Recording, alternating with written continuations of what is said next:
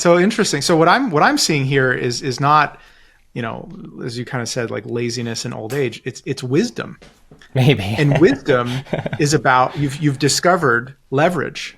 You've realized that, in fact, it's incredibly inefficient and wasteful for you, the founder, to be in the seat doing all the things, because you've got leverage. You have other people that can do it, again, probably better and faster than you, because they can focus on it. And your job is to find the leverage in all these different aspects of your business. So I'm a martial artist, and this was back in college. I was very into like old school Japanese karate, and I was part of this school from Okinawa, and we had this master come out, fly from Okinawa to this was in Florida, and this 75-year-old Japanese guy, like barely 5 feet tall, right, old gray-haired guy, whatever. And I was this like beefy 20-year-old dude. I was 225. I can already envision this scenario. Right? I was doing these huge punches and kicks and everything like that. And, he has this very quiet voice, thick Okinawan accent. And, he kind of comes to me and he says, I want you to punch me as hard as you can. I want you to punch me. And I'm like this, like, oh, I'm going to like break this dude. Like, really, And let me put it this way. I flew through the air. I mean, if you could just imagine like this slow motion, this huge young guy just flying through the air in slow motion. I still don't know what he did. It seemed like he touched my wrist somehow as I was throwing this massive punch, and I just went tumbling. And then, okay, now I want you to kick me. Now I want you to do this and that. And then he even did something where he had a bow staff, a stick. And he says, I want you to just hold on to this. Just hold on to the stick as tight as you can. And I'm just flying through the air. And so this guy, again, who was 75 years old, like, I wouldn't say that he had a lot of strength. I mean, he was tiny, but he mastered leverage. He knew he could exactly, down to the sort of physical level, understand the vector and the momentum, right? And all the physics of the way my body was moving, and just say, well, how do I take it and nudge it in this direction and make you go flying through the air? Yeah, that's, just like startup, right? Like sometimes we just like our first instinct, brute force. Let's just put as much effort into this thing as possible. And sometimes that effort is just wasted. It's in the wrong direction, or it carries you too far in a way that doesn't serve you. Exactly. I mean, guaranteed a vast proportion of it is wasted, right? It's high friction, right? There's a high amount of inertia, you're banging your head against the wall, or you're pushing the boulder up the hill.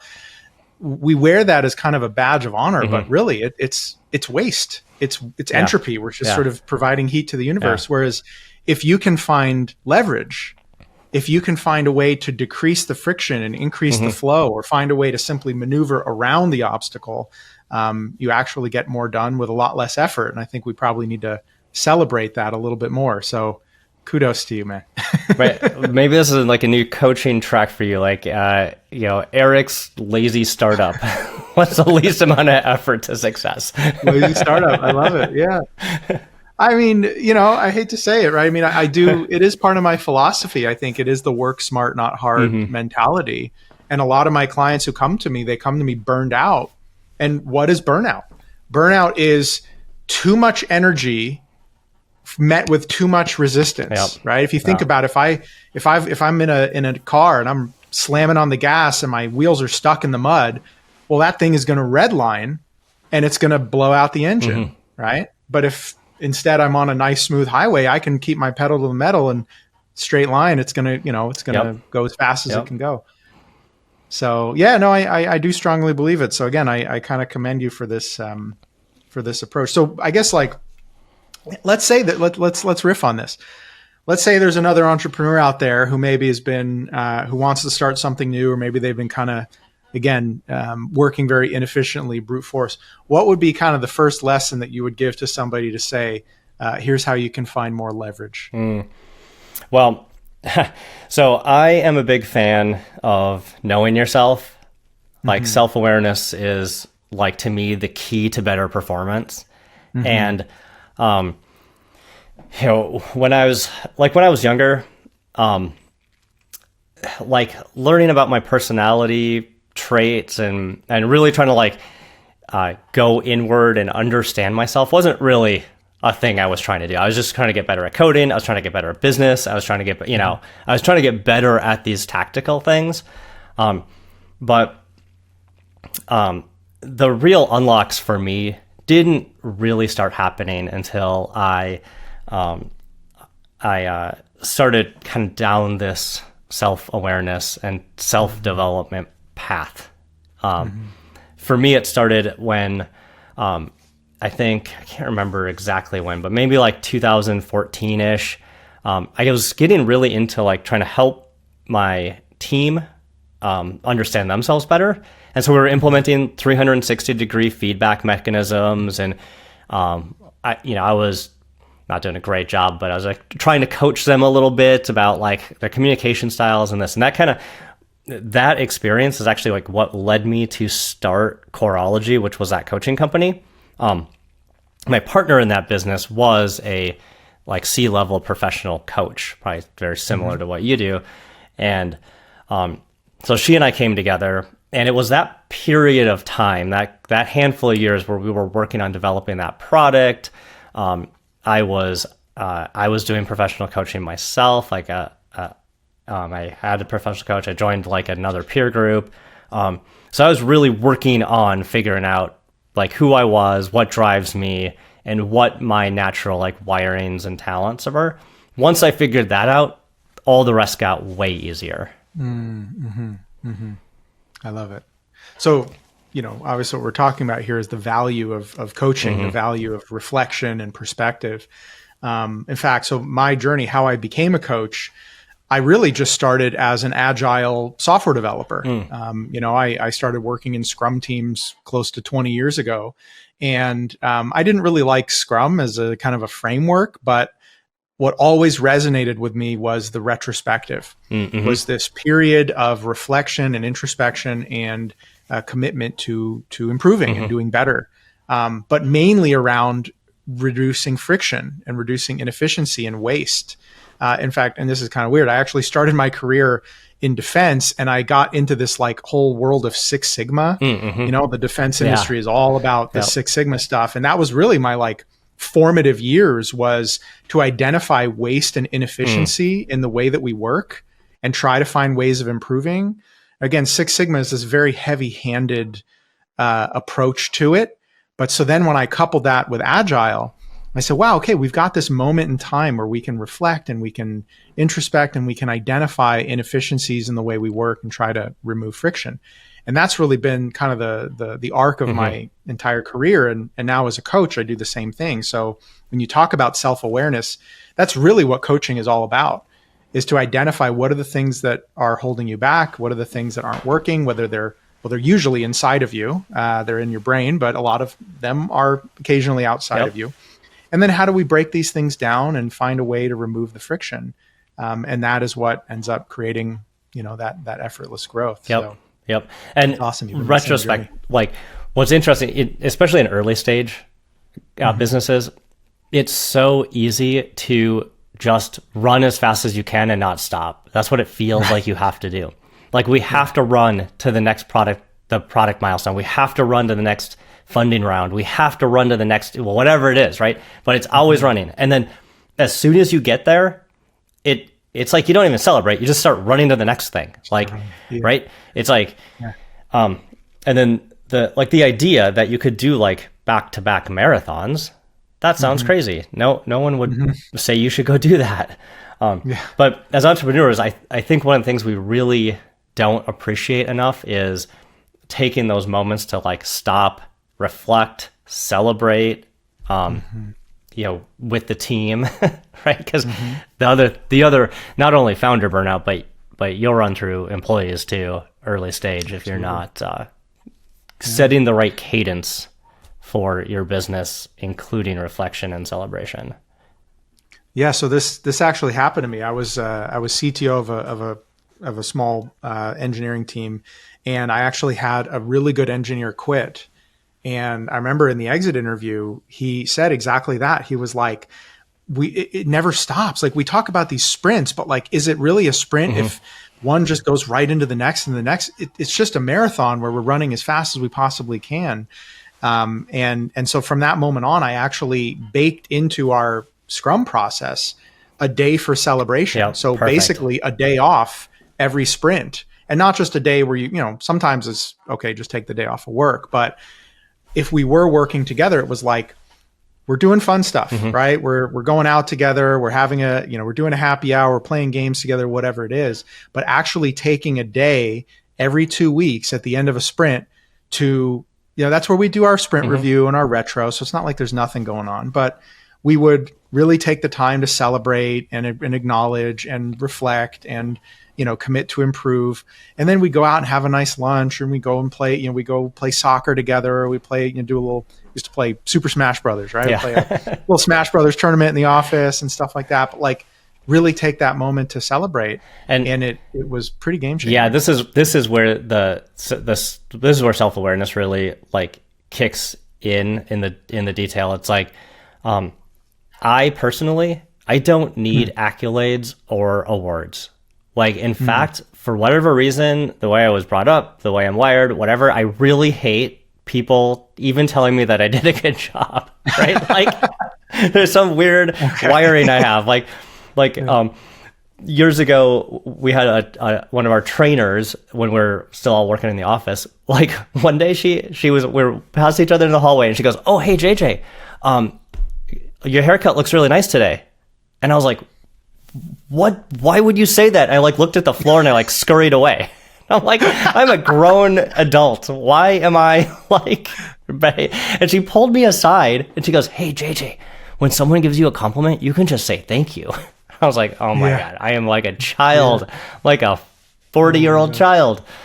But I was realizing like, oh wait, it's good that you're aware I don't take compliment well.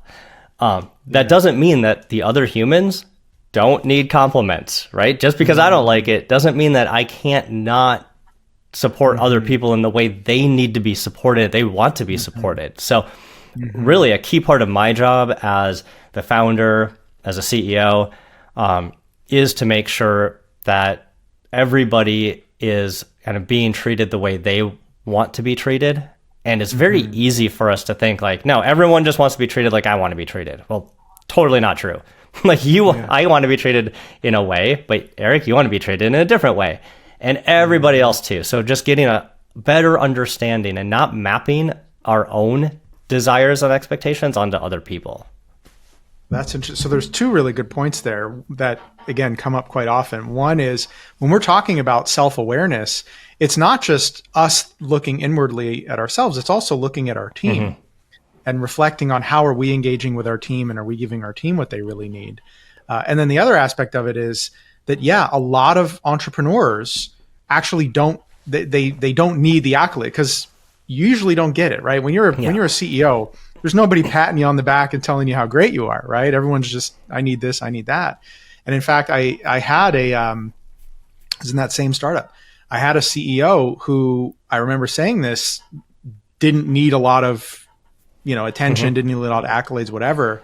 And that translated into us not giving it to our team. So I kind of had to take that on myself. But so that's interesting, right? So you're just going to create your own culture in your company the way that you see fit. But if you never actually check in with your team and see what they need, well, then they're just not going to be happy. And they're going to quit. Us founders, like I can see like 10 years from now, no one else sees that, right? Like that, my goal is like way out there, but that's not reality for most of everybody else. So if you don't start developing that self-awareness as early as possible, you end up sort of looking like a psychopath, right? Because your decisions and your actions don't make sense. They make sense for you because you've got 10-year view or 20-year view out there of the big enterprise you're building, but no one else sees that. Well, and especially if, as a founder, if you've got your mindset on the exit, right? I've got all my equity, and to me, none of this shit matters until I get to exit, right? Exactly. Whereas everybody else who's, hey, they're getting paid every 2 weeks, their sprint is 2 weeks, they're thinking in 2 week, their life is in 2 week cycles. Yeah. Yep. Right. So That's really good to keep in mind. That's fascinating. Yeah. Well, amazing. This is we've gotten, I think, pretty far off of that's what's going to happen. If you get me on the pod, we're just going to wander around in the woods for a while, and then you can bring it back if you want. No, I mean, honestly, this has really helped me a lot. I've definitely identified some patterns and definitely had some light bulb moments here as well. One last kind of thing to talk about, or thing that I like to ask, is leadership principles. Right. So how do you inspire and motivate and build a great team? There's a lot. That's a pretty deep question, or a multifaceted question. Yeah. The last 2 minutes of the show, just tell me meaning of life. So, there's a lot going on there. Like, how do you build a great team, great culture? Like the number one thing for me that I've found, and this is not for every job and every position and every type of company, but for me, like, trust and autonomy is key for the kinds of businesses that I want to build. So it really kind of starts with being clear about what you want from your employees, and then that certainly doesn't mean like not holding them accountable or being too loosey-goosey, but just set what you want, hold them accountable, and then just trust that they're going to do it. One of the things that is driving me crazy lately is this whole like return to work, return to the office push.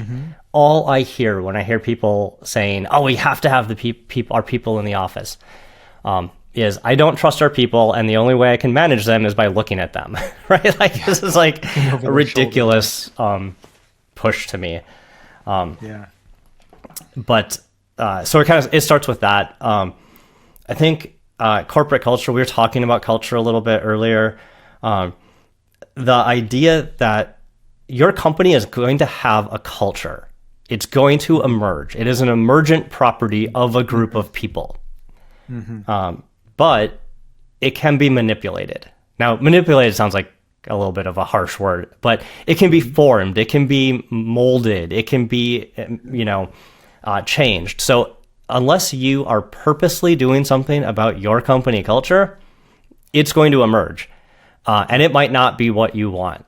And if it emerges and it gets too ingrained in the people as your organization grows, it's going to be real hard to unseat. So really thinking about like, what are the core values? I mean, everyone talks about core values, but are you actually hiring and firing on these core values? Like every single person we let go, we fire on the base of core value violation. That's how strong they are. So do not have a core value of like trust. If your core value is trustworthiness, then I don't want to do business with you. So, but make them like really meaningful, because those are the things that start shaping your culture. And have fun. Like this is not like, in most of our industries, this is not life or death stuff, right? It's not. We can have tons of fun along the way, growing really great organizations and making great products and supporting our customers. And not everything's got to be so serious. Yeah, I love it, man. So this is amazing to me because so you're a coach and an entrepreneur, and so we can see what happens when you have specific. I'm not really a coach. I don't really coach. I tried to make a software company that scaled coaching. Maybe picked up a little bit along the way. Yeah. Well, so I have this framework. I call it full stack leadership. And I talk about kind of these different, well, basically it's tactics, strategy, vision, storytelling, and coaching. And so to me, coaching is the sort of highest form of leadership that encapsulates how do we actually ensure that we can tell a great story that inspires people to follow the vision. We have a strategy that we know how to get there. We've got all the tactics and operations to actually execute. So that's how I became a coach, and that's what I coach my clients to become coaches. And so it's always great to see what happens when somebody with that mindset, takes the helm and obviously creates a prosperous culture. It's been awesome, and I'm really appreciating this conversation. I see we're out of time. I could probably go on for quite much longer, but thank you so much for being here today, and this has been a really great experience. Thanks.